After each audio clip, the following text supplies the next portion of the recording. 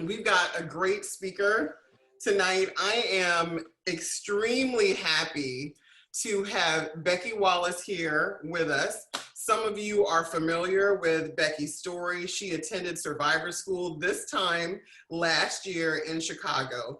And I met Becky early on, January of that same year, when she was just coming out of treatment, and we had a meetup in California. I was there, and she is a little firecracker. When I think of Becky, I think of that slogan, what is it? She may be small, but she's so strong. And that's really how I feel about Becky. She has endured so much in the little time that I've known her and her story. And I'll let her share where this know your existence came from, but she's had a setback, but the way she's chose to live her life, share what she's going through, and empower others while living her truth is what I see as that survivor spark. It's what we need in our community to show us that we're stronger together, we're knowledgeable together, and we can move forward together. So without further ado, I give you Becky Wallace. Thank you, Tamika. I wish you would have said that after I talk so I'm not all like choked up before speaking. So yes, like Tamika said, my name is Becky, and thank you to Tamika and Heather for putting this on, and for Survivor for giving me the opportunity to speak. So a little bit about, myself. I'm a mom to two girls who are 8 and 5. I have my husband, Ryan. Life before cancer was great. I was working full time at a venture capitalist firm. I think typical like Bay Area, right? Our days were filled with school activities, and our weekends were filled with soccer and dance and hanging out with friends and date nights, and which any of us even know what that is anymore with COVID. So life before all of this craziness was just really good, and we really were living our dream, and there were no complaints on our end. But unfortunately, all that kind of came to a screeching halt in May of 2018. I went in for my yearly PAP. Everything was fine.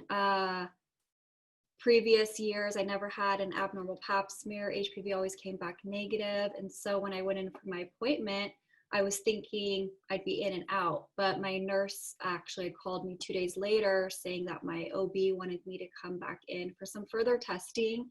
There was abnormal cells in my uterus and deep in my cervix, but we really weren't alarmed given, my past health and everything coming back fine.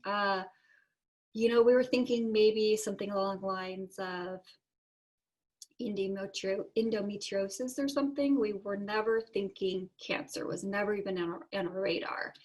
And so I went back in for further testing, and my OB said we should have results within 2 to 3 days, but those 2 to 3 days actually ended up being close to 2 weeks. They ended up sending my results to San Francisco and New York. My doctor kind of wanted just second and third opinions because it was just so abnormal. I guess what they were seeing is just what they weren't used to.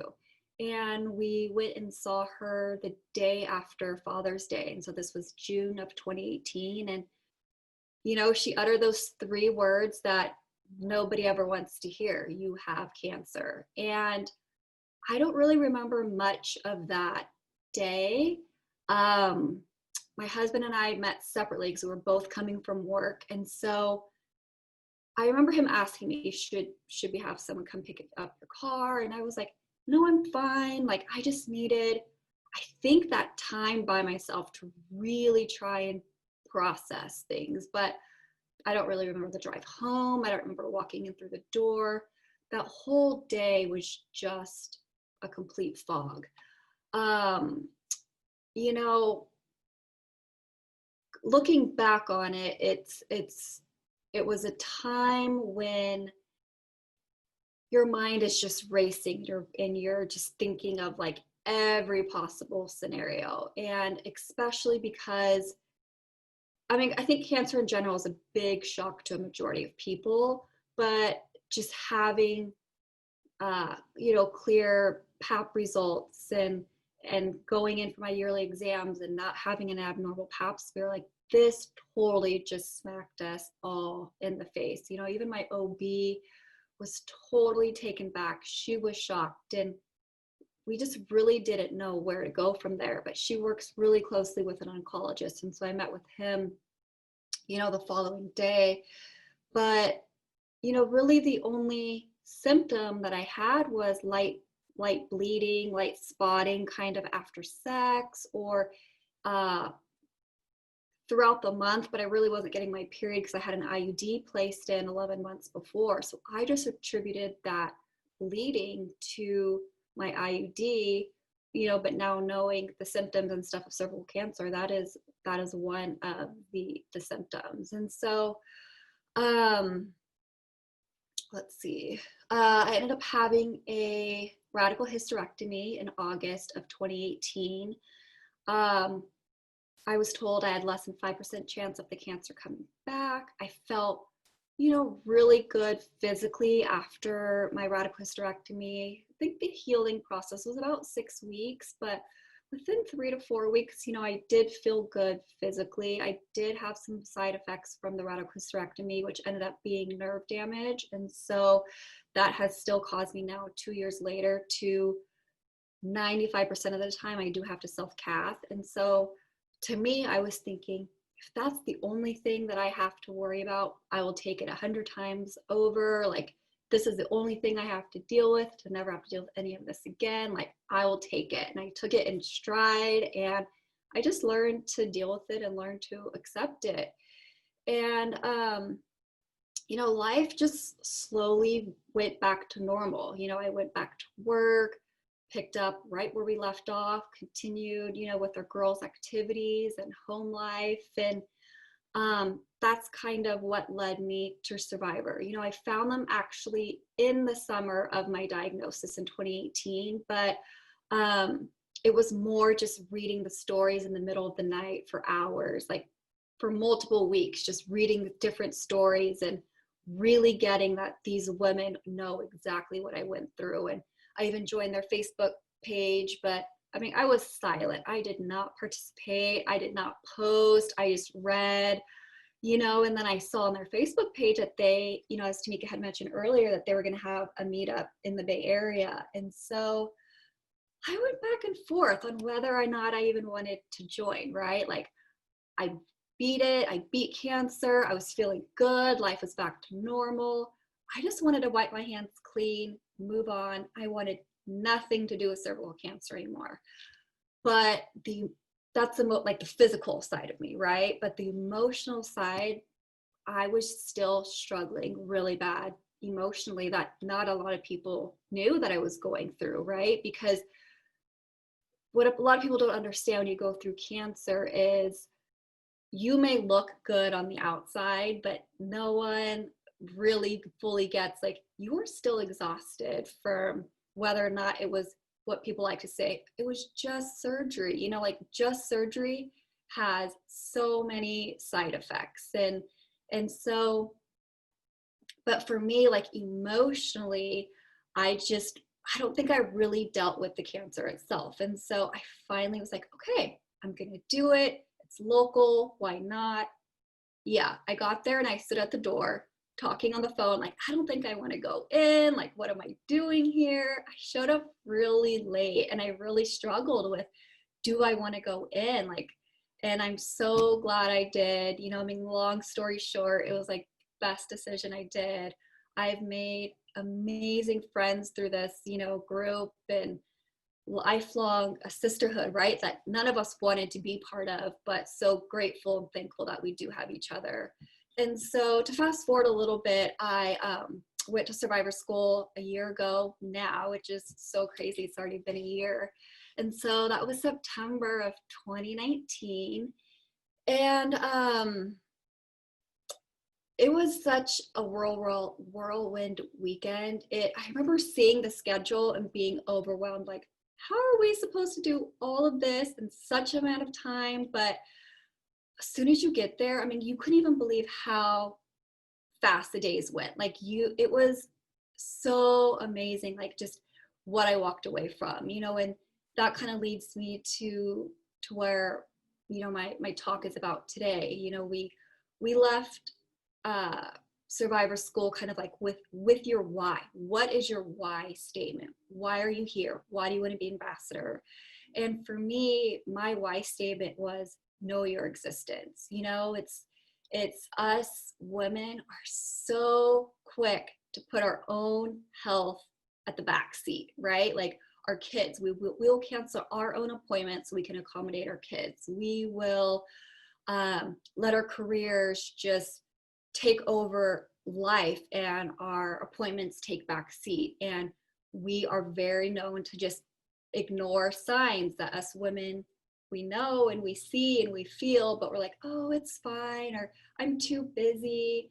And so for me, I've always known my existence matters, and I really wanted to drill that into other women, especially mothers, especially minorities. Being half Korean, like especially in the Asian culture, you don't talk really too much about anything below the belt, right? And so it was really important to me to get my voice out, to let the mothers in my group, for their children to know about the HPV vaccine, to speak to minority women, to know that it is okay to talk about your vagina. It is okay to talk about sex. It is okay to talk about, the HPV vaccine. And so for me, the know your existence, it just rang like so much throughout my whole body, that I just really wanted to pour out to like my friends, the moms and minorities. And so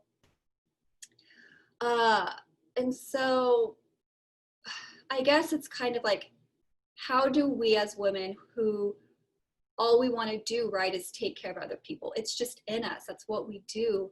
But how can we truly take care of other people if we're not taking care of ourselves? And for me, knowing my existence and knowing I never compromised when it came to my health. I never compromised when it came to my appointments. And I really credit that to saving my life back in 2018. My cancer is endosquamous carcinoma, which is a very rare type of cancer to have. It's a very aggressive form of cancer to have. So to go from 1 year to have a perfectly clear path to, exactly 1 year later to have stage 1B2, like I would have just been like, oh, my appointment was fine last year, it can wait. Like my story would have been, so different. And so I really wish like this could have been the end of my talk, right? To really drill into you guys that, to know your existence. For any men that are in here, like to make sure your women in your life put their health first, for the women in here who are career driven, like don't let your career take front seat to everything and let your health take the back seat. To the moms in here, don't cancel your own appointments to accommodate your children. And so what I never really realized though was how know your existence would now come back to me directly. Like now I'm speaking it to myself. And so like I'd stated earlier, I had less than 5% chance of my cancer coming back. And unfortunately in November of just last year, I was dealt with another blow. Sorry, I still get emotional talking about it, but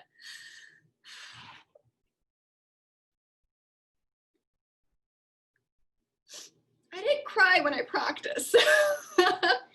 But yeah, so I just never expected like my own words to kind of come back to me. But know your existence, it like I said earlier, it goes through my bones, because I knew something wasn't right. I didn't ignore the signs. I reached out to my oncologist right away. We had a CT scan within that week, and within a couple of days, we found out about the reoccurrence. And so it is in my in my liver and my pelvis. And it was brutally, like, mentally, physically exhausting, right? Like, I went into such a deep space mentally. And I just remember kind of brainstorming like bullet notes of things I need to make sure I tell my husband so he can navigate parenthood with just him, or letters I could write to my girls to mark their milestones. And so, I just need to get myself together. You're doing great, Becky. Thank you. Deep breath. And so, I started chemo actually a week after the reoccurrence, and I started losing my hair within that first treatment. You usually don't lose it. I was told like after the second or third, but I think just the stress of everything, I lost my hair a lot sooner. And so I decided to take that power back. I was like, I am not gonna watch my hair come out in clumps. We're gonna shave it before it gets any worse. And so called my girlfriend, who's also my stylist. She came over, her and my girls, shaved my head. I woke up that next day a changed woman. Like, no more was I just gonna sulk and lay around and feel sorry for myself and kind of wonder why me, right? Like, my kids needed me now. They needed me to be present. I wasn't gonna be sulking and crying and laying in my bed and not be able to get myself out of bed. My kids need me in the future. So I was gonna do everything that I could to make sure that I make that happen. And the first thing that I really did for myself was bring positivity back into my life, right? Like, that included meditation, changing my diet to plant-based, juicing every day, reading any book I can get my nose into to really educate myself more on cancer itself, right? So like when I go into a doctor's appointment with my oncologist, that I know what he's talking about and I know the questions to ask and I know how to advocate for myself. And so, what else? Yeah, so basically, just my own 3 words of know your existence, just having profound meaning to me. And I just really needed to remind myself that the 3 words that I just really want other women to know, that I had to really preach that, to myself. And I want people to know that it's okay to cry. It's okay to not be okay. It's okay to let yourself have the dark moments, but it's not okay for you to stay in those moments. I want, people to know, let those moments come in, soak in those moments, sit with them a little bit, and then you let them go. Like, they don't get the right to take up that space in your mind, in your heart, in your soul. And, dealing with the reoccurrence itself has been 100 times harder on myself and my family than it was with my initial diagnosis. I've been in and out of the hospital more times than I can count in these past 10 months, including even a week's stay during COVID, and not being able to have my family come visit me and having to FaceTime the girls because no one can come see you in the hospital. I've had 9-ish stent surgeries. I just got a new nephrostomy tube put in at the end of June. The losing the hair, the eyebrows, the lashes, anywhere you grow hair, it was gone. It's just, it mentally, physically just really pulls a number on you. I lost 20 pounds, since the first 2 months, of my reoccurrence. I was able to gain 12 of those back. These past 2 months, I've been dealing with this new chronic pain that, my oncologist is still trying to figure out. I've lost 12 pounds again. So it is this back and forth mental struggle, right? But the one thing that I really changed this time around that I did not do the first time was set boundaries.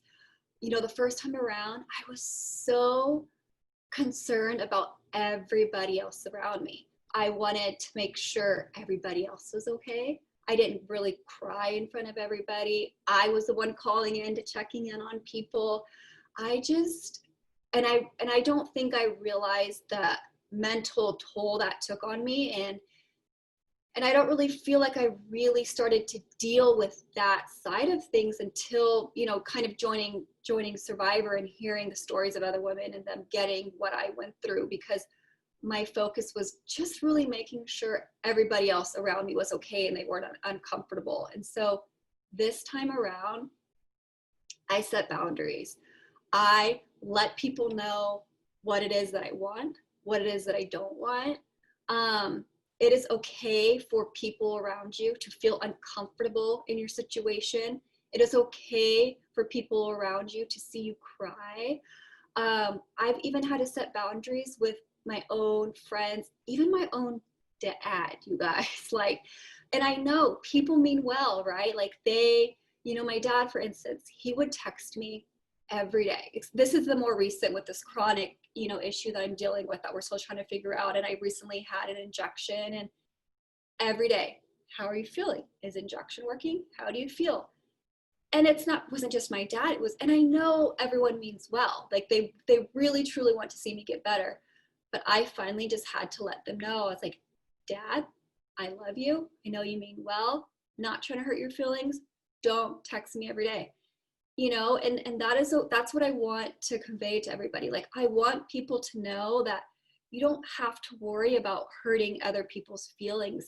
Like, this is not about other people. It's about you. It's about your own mental health. It's about how are you going to make yourself heal and feel better. And you can't do that if you're so worried about everybody else in your circle. And so, you know, I've just been very vocal, and just because people also physically feel good, like they don't always emotionally feel good. So if you don't feel like going to have lunch with your friends, don't feel like you have to go have lunch with your friends. And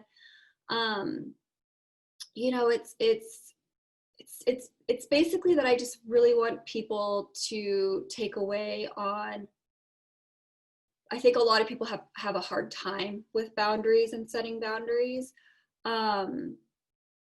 And I don't think that people understand the unwanted stress that it causes, and they're never going to know unless you voice it, right? And so you owe it to yourself to set boundaries and to voice what it is that you want from people. And you know, it circles back to you knowing your existence. Like, you owe that to yourself, in however way know your existence means to you. Like, you owe that to yourself, to give yourself that, to give yourself boundaries and to know your existence. And I just want people to just walk away from this knowing that, like, you are enough, how you're feeling is enough, your pain is enough, your happiness is enough. And, you know, I just want you to know, like, know your worth, know that you matter, know that your appointments matter, not to ignore those appointments. And I just really want people to know that your existence matters, and just to kind of look at yourself and think about how can those 3 words really resonate with you. That's it.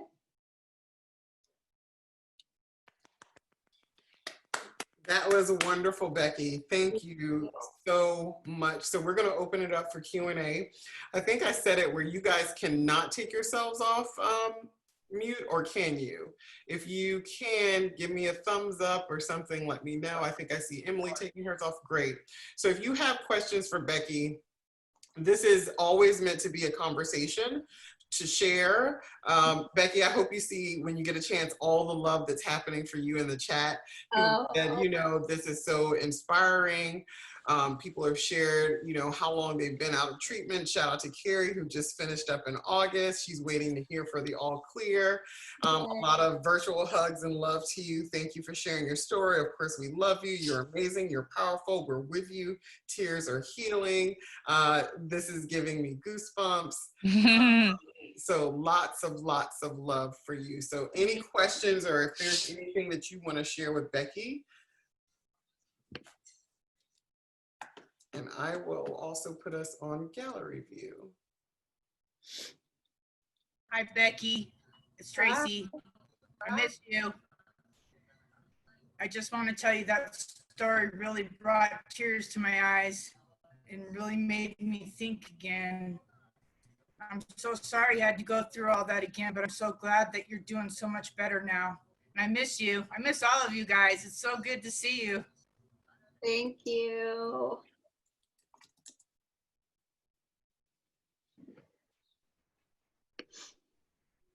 I'll ask a question.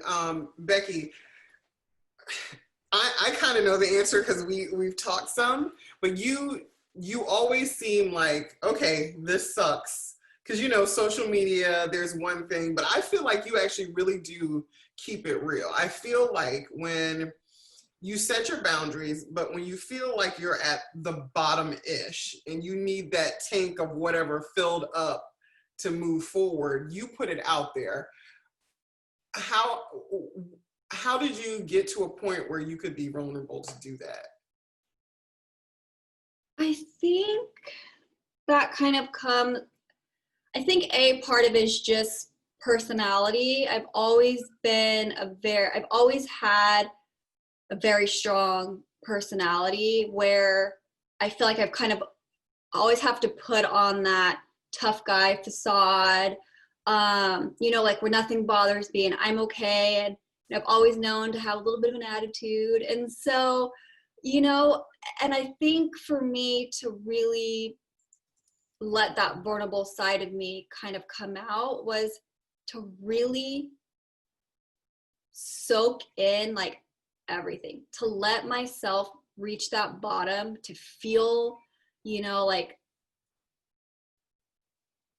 to kind of feel like I have been at my worst. You know, I have been really dark and my mind has never been there, like ever, until this reoccurrence. And so I think to kind of be vulnerable, you have to let yourself kind of go and be this big puddle, right? But it's important to not let yourself sit in that. It's so easy to get stuck in that. And you have to surround yourself by the right people. Like you can't surround yourself with people who it somehow turns back and it's about them. You know, and I think in order to really be vulnerable with yourself, you have to surround yourself by the right people so that your vulnerability can also, you know, when I am vulnerable and I have those days where it's still bad. It's not good rainbows and butterflies every day, but it's surrounding yourself with the right people who can pick you up in those stages where you're vulnerable. I think that's like a huge thing. My circle has gotten a lot smaller by my choice the second time around. Like I don't have the time and their energy. You've said it best, Tamika, like with the vampire energy, what do you call them? Energy vampires. Yes. No. Yes. And so, it feels good, like to be, you know, surrounded by people who really want to be there for you and want to know how to support you instead of, you know, it's kind of like, oh, I know somebody who has cancer. It's kind of like the cool thing to have, right? Like I don't want to have those friends where I'm the friend who like is their gateway to, you know, to whatever the cancer is, for them to kind of feel sorry for themselves and for themselves to have like the pity party. Like I don't need that and I don't want it. Yeah, thank you. That is just, you hit it. Yeah, I think for sure you know, my whole rule of thumb is it doesn't matter if it's family, close friends, coworkers, or whoever, those energy vampires, you have to cut them back. If you can't cut them way back, cut them off. If you can't cut them off, cut them back as just much as possible. Yeah. Yeah. Yeah. Katie Anna, am I saying that right? Did I say it right? Congratulations, another person who finished treatment in August. That's awesome. Yay. Congratulations. And you know, oh, go ahead, Heather. No, I was just gonna say, Becky, somebody put in the chat, I noticed something about like creating boundaries for yourself. And I think you just touched on that beautifully. And I just wanted to point that out that, yeah, setting boundaries for yourself is so important too. Somebody picked that up in the chat and you just addressed it. So such important stuff, such important stuff. Becky, I have a question. Hi, I'm Kate. If you're comfortable answering it, I'm just curious because I think so many of us forget to pay attention to our bodies as closely as we need to. How did you know something was off when the reoccurrence happened? You said you just kind of got this, you just sort of knew something was off and you called your oncologist, and I just commend you so much for acting on that so quickly, but would love if you're comfortable for you to share what felt off. A lot of us, I think, just need to be more in tune to our bodies at all times too. Absolutely. So it actually started right around towards the end of October. I just started having, it's kind of like cramping a little bit. Like it almost felt like I was constipated, and I ended up going to the ER. They took an x-ray and they were like, oh yeah, you're constipated. Here's a fleet enema. And they sent me on my way.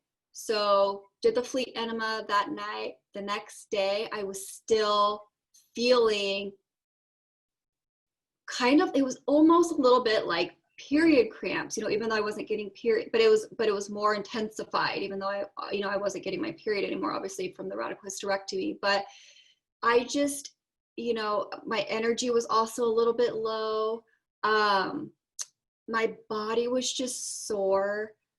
And there was just, especially after going to the emergency room and doing that enema and still waking up the next day with just those small kind of pains in my stomach, I, you know, texted my oncologist that same day and I said, you know, and I just had a scan 3 months prior. And that's what I actually forgot to mention, and why it's so important for us to be in tune with our body, and why it's so important to, you know, reach out to your doctors, because the first week of August, I had my year CT scan and it was clear. There was not one single inkling of anything, you know, happening. And so when I had texted my oncologist and told him about, you know, the new feelings that I was having and just something not feeling right, I also credit it to my oncologist. Make sure you have a great relationship with your doctor who's going to take you seriously, who doesn't just look at you as another number.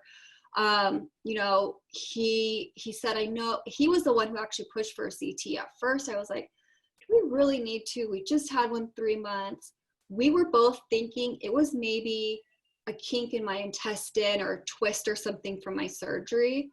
You know, I was still seeing him every 3 months. Everything was still coming back fine.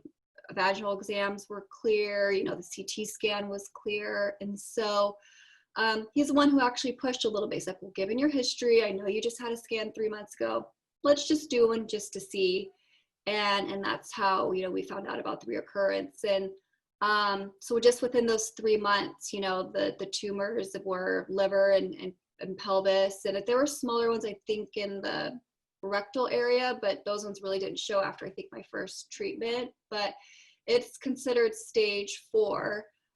Just given the nature of like where it has spread and the size and stuff of the tumors. I did also forget to mention that I'm still currently in chemo. I did 6 rounds of the really intense chemo and then ended that beginning of March and started just kind of a maintenance one only at the end of March. And I still do that every 3 weeks. The one on my liver is almost gone, but the one on my pelvis is kind of just that stubborn one that hasn't really changed too much in size. But yes, Kate, so to answer your question, I just was feeling just something in me wasn't right, just those small little, you know, pains that just weren't worth ignoring. Thank you.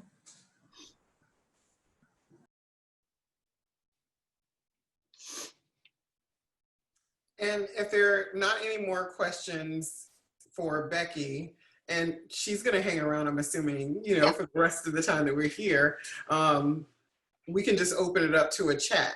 Just whatever you guys want to share, questions, whatever. Anything about tomorrow, we'll get to that. But feel free to be one with the community. The coffee's kicking in.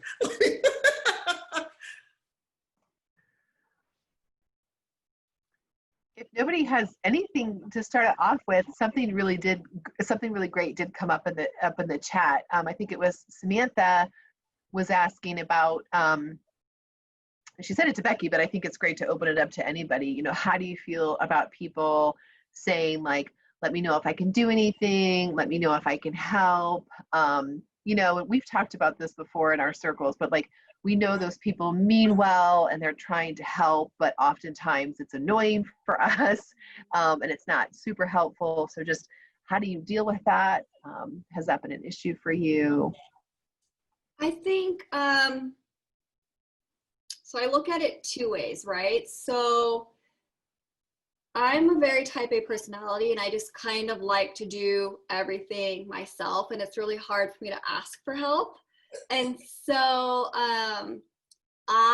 you know, the first time around, like after my surgery, I, you know, had a friend who was like, I am not going to take no for an answer. We are setting you up with a meal train. Just take the help. And it was helpful. Like it really was. Like it was, so I didn't have to focus on standing too long. And I know that my, you know, family was still eating like good meals and stuff. And so this time around, I obviously needed a lot more help. But it does, so I go back and forth still. So, you know, like my mom is here. My mom helps me, especially the past 2 months. She's been here every day because I have pretty much been like couch ridden for the past 2 months. And so, but you know, I've had friends ask, when I first started chemo, we had some of the moms, my husband's a coach over at Stanford, and those moms put together kind of like a meal train and stuff for us. But so yes, that's helpful, but I also, boundaries. I told them, I don't want meals to be dropped off at my house every single day. Like if you guys really want to help, what's helpful, 2 to 3 times a week, like, you know, and we set the boundaries on, please drop it off at the door, text Ryan, you know, text my husband when you get here. So it's kind of like if you have family or friends who want to help, but it becomes more of a nagging or it becomes more annoying, like you just have to set those boundaries in the beginning. Like, look, right now, I actually really don't feel like I need help, but maybe in a month, can I reach out to you if I need help? Or yes, I would love your help, but here are, you know, my expectations of X, Y, and Z.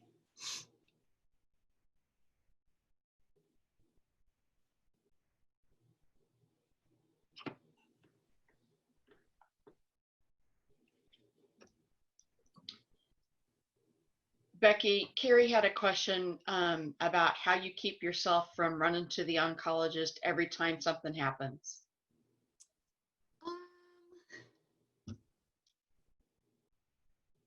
So it's kind of, so it's funny. So my husband more is like the hypochondriac who calls like his doctor for every small little thing. And I just have to look at him and like roll my eyes. I'm like, you have no idea. But I have my old oncologist, who is the one who I have a really great relationship with, who I text and he checks in on me. I have a new oncologist that I had to get in November because, you know, my treatment was just different. And so I needed a different oncologist. And so I still have a great relationship with him. I still have a closer relationship with my old oncologist. And so I actually reach out to him before my new oncologist. Like if something just doesn't feel right, like I'll shoot him a text to kind of get his opinion, and then I'll, reach out to my current oncologist. But I don't think there's anything really wrong. Like if you, especially us as current cancer patients or patients who are in remission, or like you never really fully get to breathe that, that last breath of like fresh air, that relief, right? Even if it's been 15, 20 years, it's still always going to be in the back of your mind. Like, oh, I just coughed. Is that, do I have a tumor on my lung or something, right? Like there's always, your mind is always going to take you there. And so I think if you feel comfortable, like you don't have to, I think, make an appointment and go physically see your oncologist for every small thing. But if you notice something and you aren't comfortable with it, or you just feel like something could be wrong, there is nothing wrong with shooting your oncologist an email. That's what they're there for. And if they're annoyed with it, find yourself a new one who's going to be supportive. Mm-hmm. I co-sign that.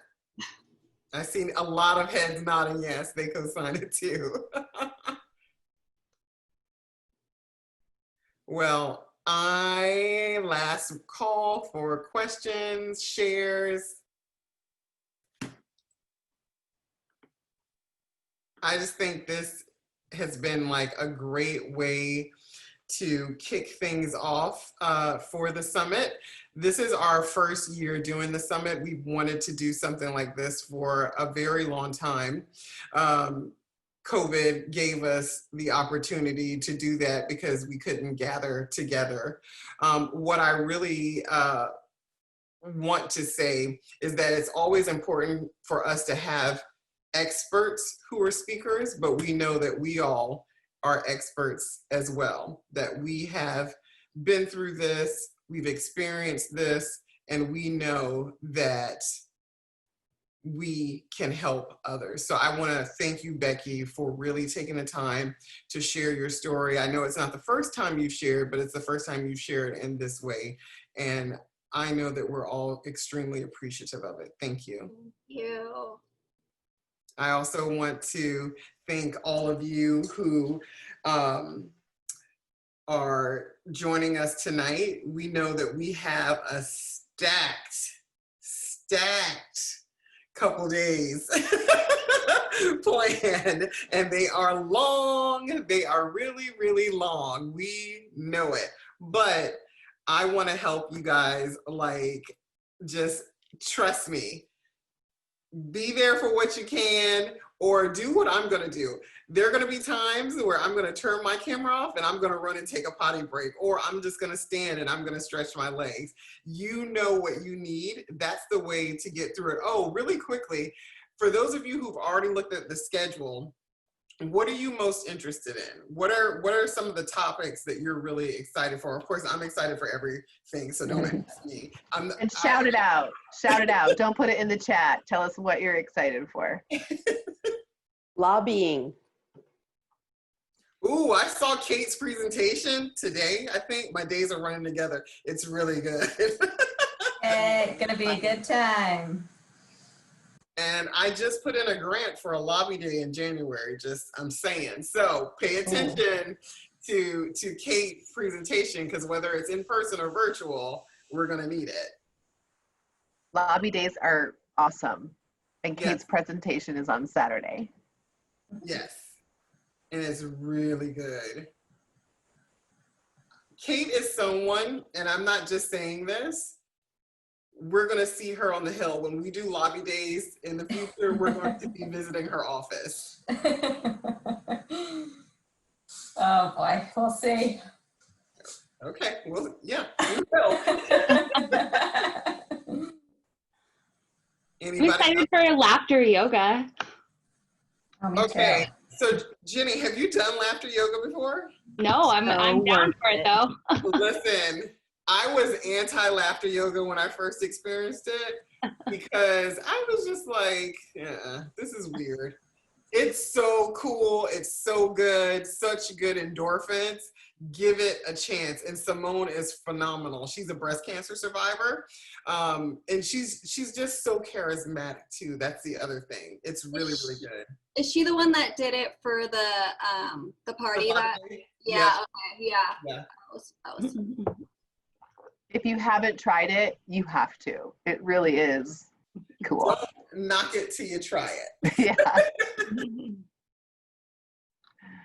Who's gonna join us for morning wellness with Patty? Yay, I see hands, woohoo.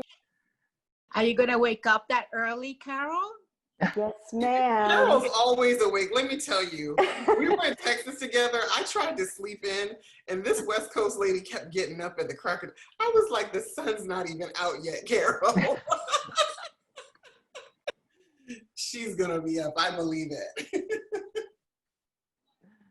Wait, so Jenny's in Portland. You're gonna be up too? Yeah, I wake up at 5 to work out usually, so I get to sleep in if I don't have to work out until 7. So it's a good thing. I took the whole day off of work tomorrow, so I could attend all the bits and pieces since it's my first kind of, well, I guess it's your first. I didn't realize it was the first summit, but I'm excited for that. Yeah, it's the first summit. We've done Survivor School, different events, but this is the first cervical cancer summit. So I do have a question. I was wondering, so I have a few stragglers since I've been posting, you know, the panel that I'm participating in on social media. I have a few stragglers of friends that are like, I want to attend. Is it too late for them to sign up for the? No, you guys, we had people signing up after this session even started. Like we had people signing up at 6:45 tonight. When you see a third eye down like this, we're letting people in. Because like 2 more people just registered at like 7:15. So I'm like quickly emailing them, like, come on, whatever. Yeah, so they can still register, yes. Okay, cool, good. Keep promoting it. Yeah, Tracy just did a virtual lobby day on the Hill with our partners SGO, which Kate will be talking about also during her presentation. And so we love joining them for their lobby days.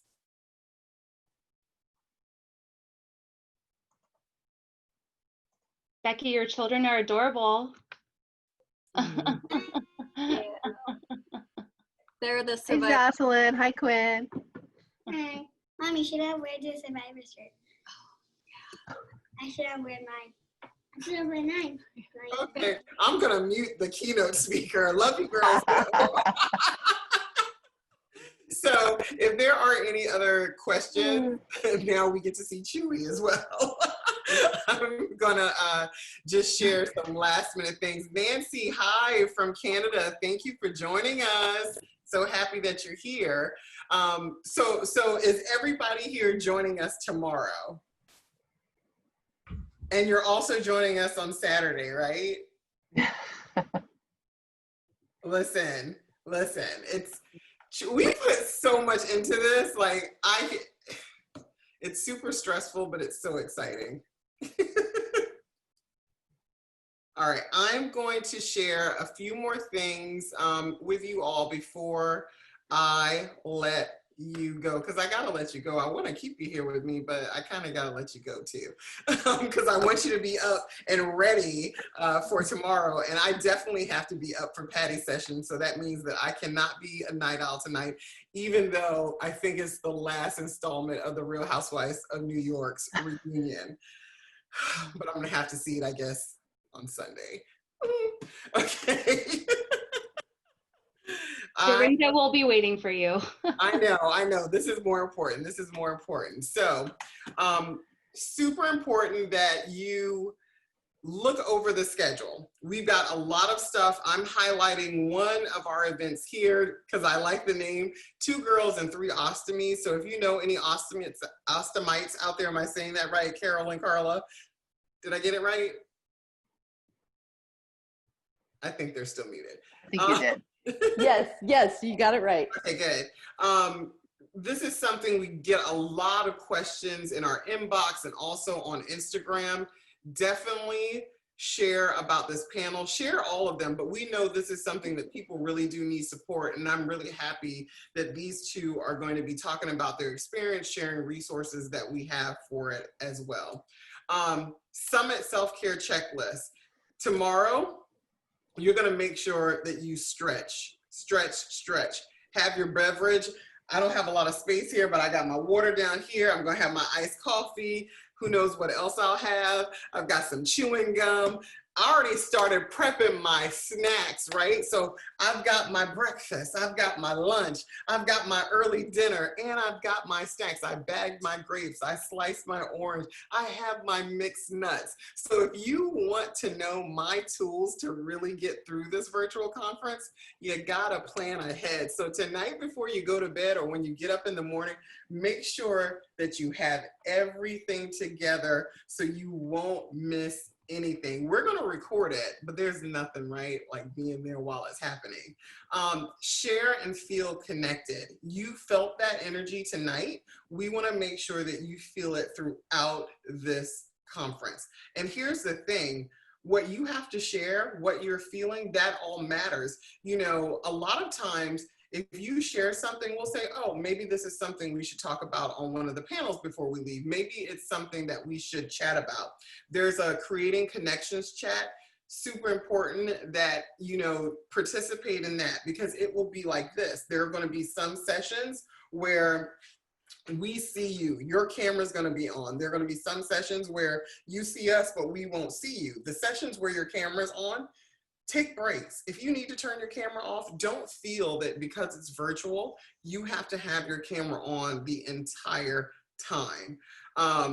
Also, have a good night's rest. Very, very important. I'm a night owl. I'll work on this, tweak things all the time. But thankfully, I've got Heather Banks and we're at a good place where we can shut it down. Heather, is there anything else that you wanted to share?